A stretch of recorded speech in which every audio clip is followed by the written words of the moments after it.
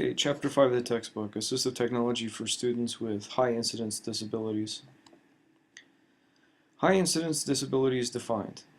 Disabilities referring to students which fall into three categories because they receive all of their education in the general education setting. These categories are mild learning disabilities, mental retardation, emotional and behavioral disorders. So it's mild mental retardation. Learning disabilities.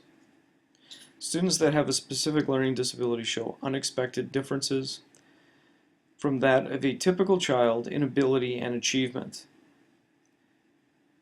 This unexpected difference must show a discrepancy in the student's intellectual ability. Okay, so the bottom line is IQ level is at normal baseline with peers and age group, and the achievement level is deficit, is not at the level of the child's peers.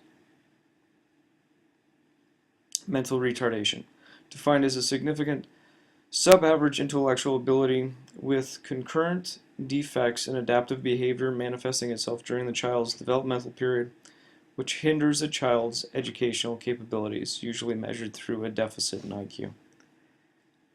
And through observation, through developmental that show the child's lack of development. Mild disabilities accounts for 85% of students with disabilities who receive services for special needs or special education.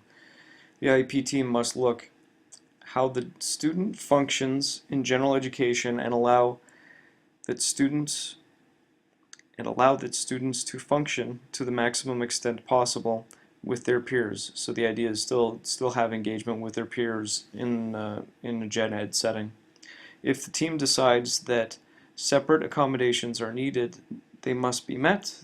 This may include special classes, so there can be pull-out or separate schooling.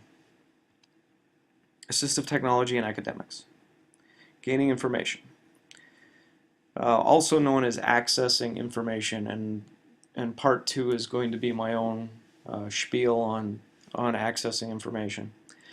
Many skills are involved in a student's ability to gain information. Students with a mild learning disability lack many skills involved in information gathering.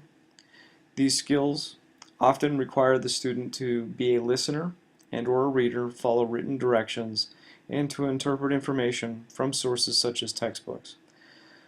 And we'd find a deficit in any one of those categories. Reading is an important skill. It's a receptive language process involving both visual and auditory skills to understand meaning of a written text. So the idea is you're processing a symbol system, and that can be very difficult to be able to get through that process and assimilate that process.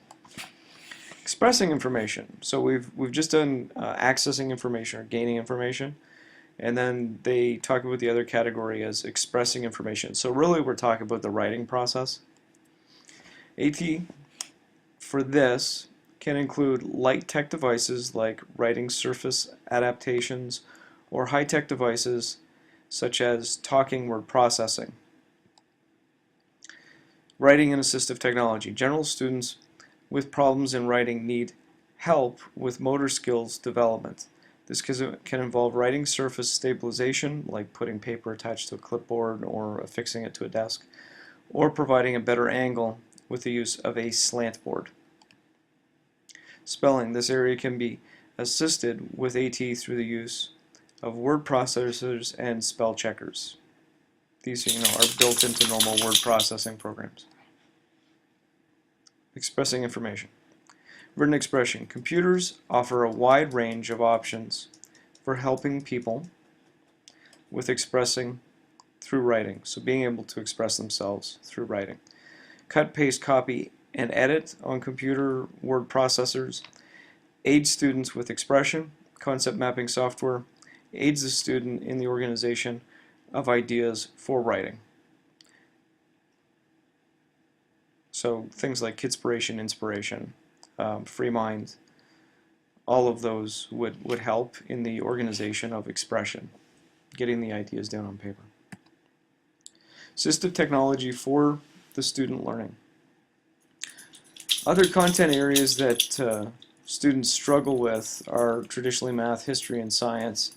Again, there's reading involved, so they have to access information. Even in mathematics, if you get to problem solving, students are going to have an issue with being able to decode the problems and being able to express their results from those problems. AT for mathematics, the use of computer spreadsheets and calculators have been used successfully to teach students with mild disabilities math concepts and data organization through the use of visual feedback. Again, the visual is always important, especially if we're having an issue with decoding written text. Other content areas. Students with mild disabilities have problems with all content areas due to its complexity and density. They know in your textbook that content area teachers usually rely heavily on the textbook, and depending on the readability level of the textbook, it can be a really huge issue. For instance, you might have textbooks that students are using, and the school district thinks that they can get ahead, or the individual school thinks that they can push their students ahead by pushing the level of the textbook up a year higher, but it creates a barrier for access to students that do have problems with decoding. Also, with teachers using lecturing as a teaching style, students with disabilities may not be able to keep up with the speed and understanding of all aspects of the lecture. The use of outlines, organizers, and getting a copy of the teacher's notes can aid the student in understanding the information.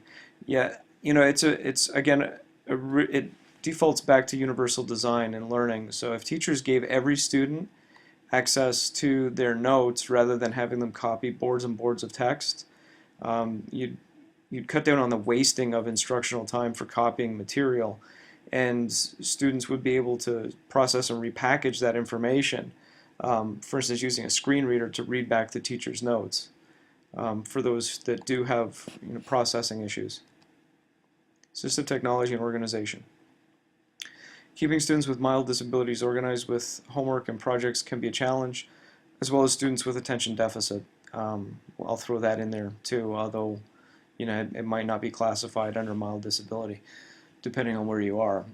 Through the use of AT devices such as electronic organizers, file systems, content, subject matter notebooks, and software-based calendars can help students keep track of assignments. Tape players, activity notebooks, voice diaries, and reminder software can aid students with short-term memory problems. So the idea is we're creating a scaffolding for them in a format instead of reading that they have access to. Handheld and portable computers can aid students with increased workload demands in middle and high school.